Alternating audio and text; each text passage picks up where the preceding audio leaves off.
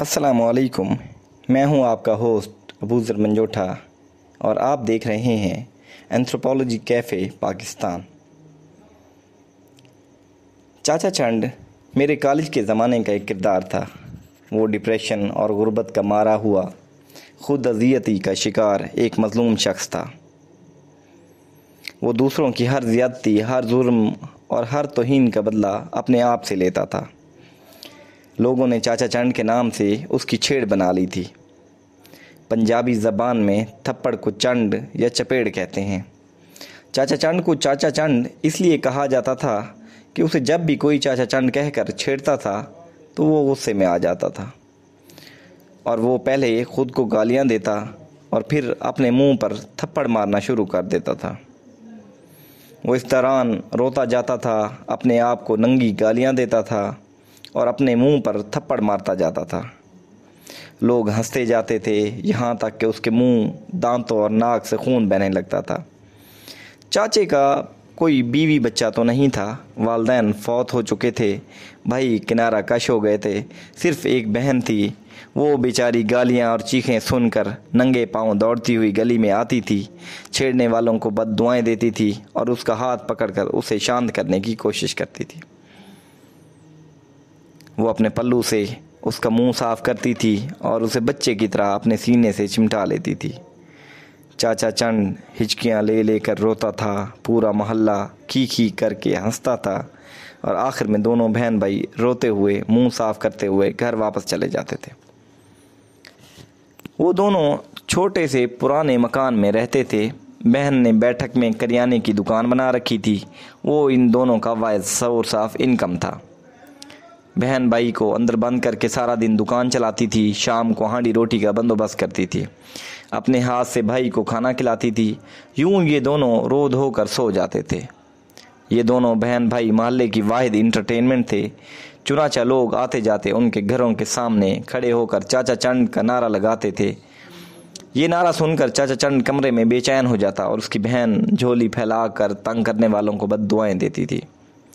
محلے کے بزرگوں کو بہن بھائی سے ہمدردی تھی۔ وہ نوجوانوں کو بدتمیزی سے روکتے رہتے تھے، مگر جوان خون کہاں سمجھتا ہے۔ چنانچہ پورے محلے کے بچوں اور جوانوں نے اسے تفریح بنا لیا تھا۔ وہ انہیں جہاں نظر آتا تھا وہ چاچا چنڈ کے نعرے لگانا شروع کر دیتے تھے۔ وہ ابتدا میں غصے کو کنٹرول کرنے کی کوشش کرتا تھا، لیکن جب اس کا بلڈ پریشر بڑھ جاتا تھا تو وہ اپنے منہ پر تھپڑ مارنا شروع کر دیتا تھا۔ لوگ ہنستے جاتے تھے، اس کا جنون بڑھتا جاتا تھا۔ ڈاکٹروں کا خیال تھا کہ وقت گزرنے کے ساتھ ساتھ اس کا جنون کم ہو جائے گا۔ یہ شاید ہو بھی جاتا، مگر لوگ یہ ہونے نہیں دے رہے تھے۔ وہ جتھوں کی شکل میں اس کے گھر کے سامنے آتے تھے، کورس میں چاچا چنڈ کے نعرے لگاتے تھے، اور وہ کمرے میں بند بھی اپنے آپ کو تھپڑ مارنے لگتا تھا۔ اس کی بہن بیچاری دکان بند کر کے اندر جاتی تھی، اسے سینے سے لگاتی اور دونوں پہروں روتے رہتے تھے۔ چاچا چنڈ کا اختتام بہت ٹریجک ہوا۔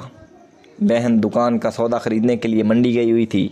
چاچا چھت پر مرچیں سکھا رہا تھا اور سکول سے چھٹی ہو گئی۔ بچے بستے لے کر واپس آ رہے تھے۔ انہیں چھت پر چاچا چنڈ نظر آیا۔ انہوں نے گلی میں کھڑے ہو کر چاچا چنڈ کے نعرے لگانا شروع کر دیے۔ چاچا انہیں اور پھر اپنے آپ کو گالیاں دینے لگا۔ گالیاں سن کر بچوں کے نعروں میں جوش آ گیا۔ چاچا نے تھوڑی دیر بعد اپنے منہ پر تھپڑ مارنا شروع کر دیے۔ بچے اچھل اچھل کر کورس میں چاچا چنڈ کہنے لگے۔ چاچے کا جنون بڑھنے لگا۔ یہ تماشا دیکھ کر محلے کے نوجوانوں نے بھی بچوں کے ساتھ شامل ہو گئے۔ یوں تماشا تھیٹر میں تبدیل ہو گیا۔ چاچے کی بہن گھر پر موجود نہیں تھی، لہذا اسے کنٹرول کرنے والا بھی کوئی نہیں تھا۔ چاچے کا جنون بڑھتا رہا یہاں تک کہ وہ چھت کی منڈیر پر کھڑا ہوا۔ اس نے اپنے آپ کو طویل گالی دی اور نیچے کود گیا۔ نیچے گلی میں پانی کا نلکا تھا۔ وہ سیدھا نلکے پر گرا۔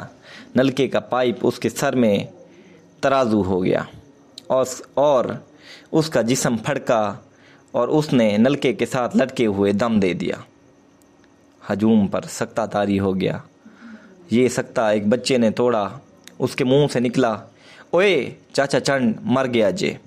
ہجوم نے جھرجھریلی سارے بچے اور نوجوان بھاگ گئے۔ وہاں گلی میں اس کی لاش اور اس کا خون رہ گیا۔ چاچا چند دنیا سے رخصت ہو گیا تھا۔ ہم سب انسان مختلف نفسیاتی عارضوں کا شکار ہوتے ہیں۔ ان میں سے سب سے خطرناک عارضہ خود اذیتی ہوتا ہے۔ اس کا شکار اپنے آپ کو تکلیف دے کر لذت محسوس کرتا ہے، اور خود اذیتی کے شکار لوگ اپنے جسم کو بلیڈ سے تھوڑا تھوڑا کاٹتے رہتے ہیں۔ یہ شیشے کے ٹکڑے نگل لیتے ہیں یا پھر لوہے کی گرم سلاخوں سے خود کو داغنا شروع کر دیتے ہیں۔ لوگ ٹرین کے نیچے بھی لیٹ جاتے ہیں اور یہ سانپ کے بل میں ہاتھ بھی ڈال دیتے ہیں۔ خود اذیتی کے شکار لوگوں کی یہ حرکتیں مختلف ٹریگر کی محتاج ہوتی ہیں۔ یہ لوگ جو ہی ٹریگر دیکھتے ہیں یہ اپنے آپ کو کاٹنا چھیلنا شروع کر دیتے ہیں۔ چاچا چند بھی خود اذیتی کا شکار تھا، اور چاچا چند کا فکرہ اس کے لیے ٹریگر کی حیثیت رکھتا تھا۔ یہ لفظ جو ہی اس کے کان کے پردے سے ٹکراتا تھا اس کا دوران خون تیز ہو جاتا تھا۔ وہ اپنے منہ پر تھپڑ مارنے لگتا تھا۔ چنانچہ اس بیچارے کا انجام وہی ہوا جو عموماً ایسے کیسز میں ہوتا ہے۔ یہ بیماری صرف افراد کو نہیں ہوتی، بعض اوقات قومیں بھی خود اذیتی کا شکار ہو جاتی ہیں۔ جب یہ اس مرض کا شکار ہوتی ہیں تو پھر اس کا وہی نتیجہ نکلتا ہے جو اس وقت ملک میں نکل رہا ہے۔ ہم سب الحمدللہ مسلمان ہیں، ہم سب عاشق رسول بھی ہیں۔ ہم میں کون ہوگا جو حرمت رسول کو اپنی زندگی سے اہم نہیں سمجھے گا؟ مسلمان تو پیدا ہی عشق رسول صلی اللہ علیہ وآلہ وسلم کے ساتھ ہوتا ہے۔